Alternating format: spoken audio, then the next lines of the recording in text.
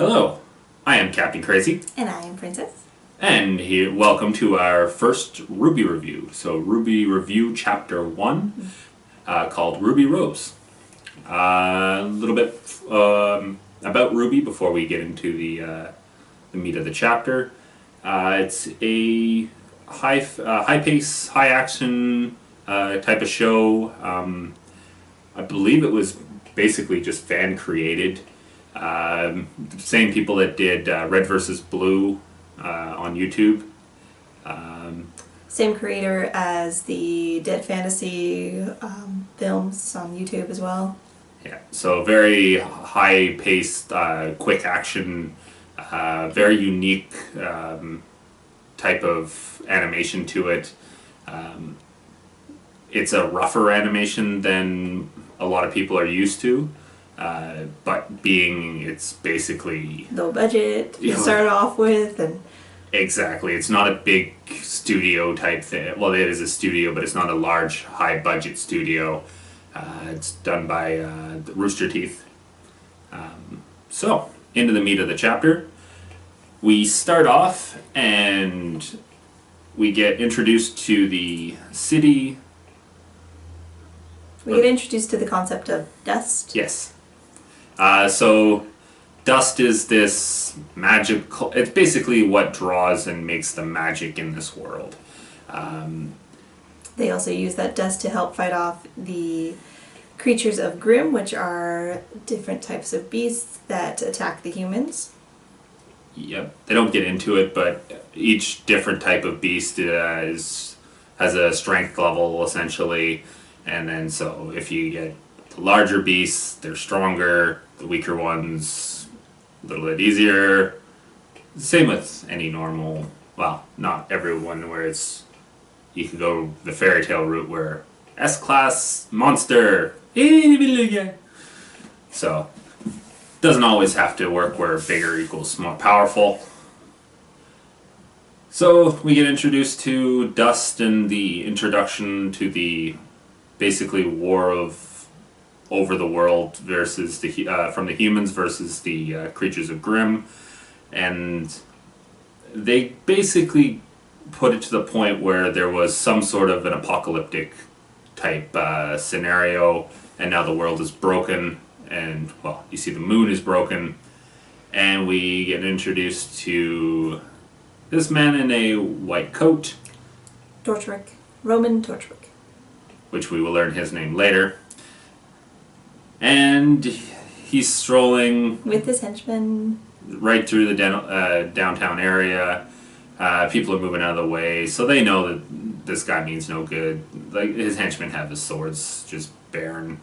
But as you can see, the animation is very rough in places. It's not meant to be that perfect type of smooth animation. It's meant to be a little choppier, a little rougher around the edges, and it's got a very high comedic element to it, as you'll see coming up. The shopkeeper that they have is the same shopkeeper in all the volumes. He doesn't change. Anytime you go to buy something, it's that guy. And what's funny is they fill these dust things and it kind of feels liquidy. It's kind of weird. Even though they're a powder. Yeah, it's powder, but yeah, it feels kind of weird. And we get introduced to the main character. Ruby Rose. Badass little girl. That's all I can say. Very naive. Very, very naive. Yeah, when you first meet her, she's reading a weapons magazine. It's like, are you trying to rob me? Really? Yeah, not afraid of very much is Ruby. You'll see that there's a lot of symbolism with the colors. Everybody has their own distinct color, and that represents almost their mood. Ruby with black and red, kind of the passion. She's very passionate. You'd think she'd be black and or red and white because she's also very innocent, but I don't know, black just makes her look badass. We also get to see on the first episode her using her scythe and the skill that she has with that and how she can just kick butt. Again, very fast animation style. They blur a lot of it so that it just looks more, I don't know, correct. If they slowed down the animation, it would look very odd just with the roughness of the animation. So they speed it up in order to make the kind of blend that in, and it actually makes it look awesome.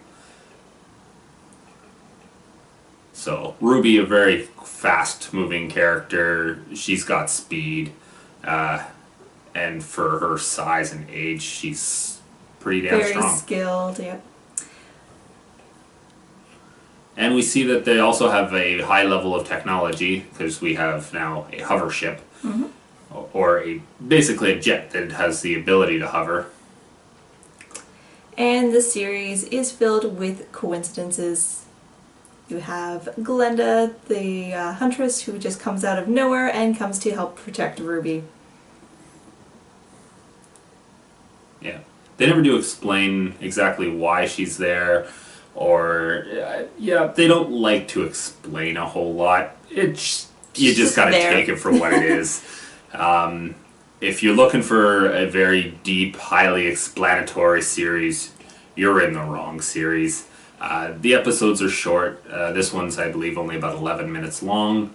But they're highly entertaining. There's a few, I think, that are right around the 10-minute mark, and then I think the longest they go to is about 20 minutes. Yeah.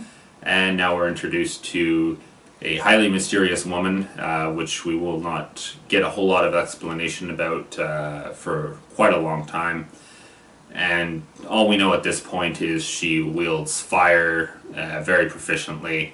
Her name is Cinder, which we learn later. But that's spoiler for later, dear. Spoilers. Giving away a name of the character is a spoiler. Yes. We're going to attempt to avoid spoilers other than character names. Yes. So we will try not to give away anything. Give away at least too much. In an earlier review. We'll obviously be going highly into spoilers for the chapter we're reviewing. Yes. So, because we didn't do it earlier, spoilers! And we'll put spoilers right here, and we'll blink it a bunch of times, and we'll do that earlier in the next review. Sure, yeah, sounds good. So now, kind of looks like an interrogation scene. But it's not. It's very much just, how the hell are you this strong? And if it were up to me, I'd send you on your way. But it's not up to me. It's up to this guy. So we meet then the headmaster of Beacon Academy. Beacon Academy. Yes. I can't talk. So we meet the headmaster of Beacon Academy. He's the one who is interested in RWBY and her fighting skills. Also, the first thing he says is that she has gray eyes. This is important in Volume 3. Won't hear anything else about it before that, but everything seems to connect and there's a plan for the episodes really early on. Chapters. I'm using episodes. They're chapters. Sorry. Yeah.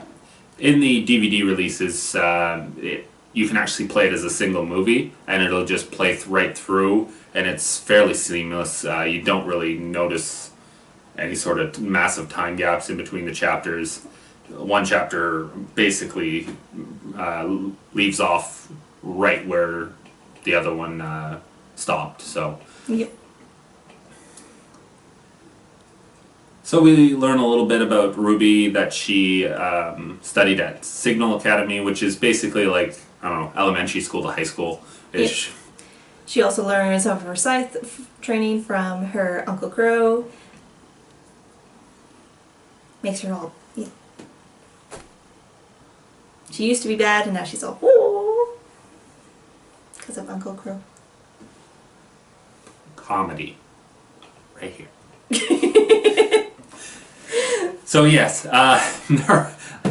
I'm We did mention it earlier, but a lot of comedic elements to RWBY.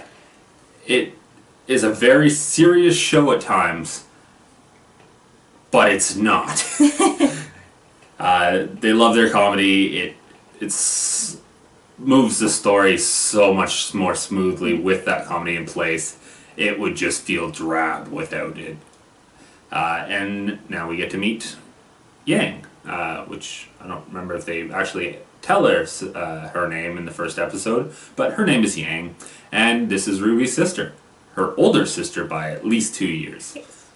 So Yang is entering Beacon Academy as well for her first year, and RWBY got pushed ahead 2 years because of her superior fighting skills that Ospen was impressed with, so it's like, yep, go right ahead, you can join my school. And we see now that the person she was fighting was actually a wanted criminal and has been evading the authorities for quite some time, so that's just that little bit more that RWBY was actually able to fight this person and was close to actually being able to catch them. Henchmen are always one-shot KO, I don't know, pow, slam, splat, if you want to go back from old Batman. So this first episode, this first volume is mostly all introduction, so you're also introduced to the group, the White Fang, as well, which becomes more important again later on in the volumes, chapters. This season. All the seasons. I will get the volume chapters, episodes all figured out soon. Eventually. It's unimportant. You guys get it. So that basically brings this chapter to an end. What? You also get an introduction chapter. You get, if you meet a character who is not in... You see a character who's not the Black Silhouette. He's a character that you will get introduced to more and is more important later on too. Yeah. The Black Silhouette people are just people that, well, it makes it easier on the budget, basically, to animate them and to have it feel like there's people there. But by giving them that black silhouette, they become unimportant. And you meet Mr. Poopface. Jean. We don't know that his name is Jean, but right now he's just Mr. Poopface. So that's basically the whole of the first chapter. Epic music at the end. One of the best soundtracks, only behind really Attack on Titan. Yeah, that's the first one that comes to my head. I absolutely love the music. I listen to it all the time. I'm more fond of the music in the first volume versus the later volumes, but that's just personal preference. Yeah, it's got that punky rock feel to it. Fits really well with the animation and the style that they're going for, so great music for that. And you get to see a few of the other characters that will become important later in the end credits. Exactly. But that was our first RWBY review for Chapter 1. And what are your thoughts on the episode as a whole? A very good introduction to a show. Doesn't show off really what it gets into later because, like I said, it becomes very fast-paced, quick-moving. This was just, okay, we need to introduce the main character or a couple of the main characters, and this shows off the badassery of RWBY and the general gist of what the show is going to be about for at least the first season. Yep. You? Really just love the music overall. Again, fast-paced, unique action sequence in my opinion. I just love the battles. Though people can get hit with a lot of things and, not be scathed at all, there's no tiring effect for any of the characters during long battles. But just really unique animation, fun. The plot does get a lot more interesting, but yeah, the first episode is just here are your main characters, here are your main villains, here's our fighting style, and that's our first episode. Okay, so until next chapter's review, I am Captain Crazy. And I am Princess. And we will continue to do these right up until the release of Season 4, which is coming in... Volume 4. Volume 4. What? Season, volume, tomatoes, no, the tomatoes.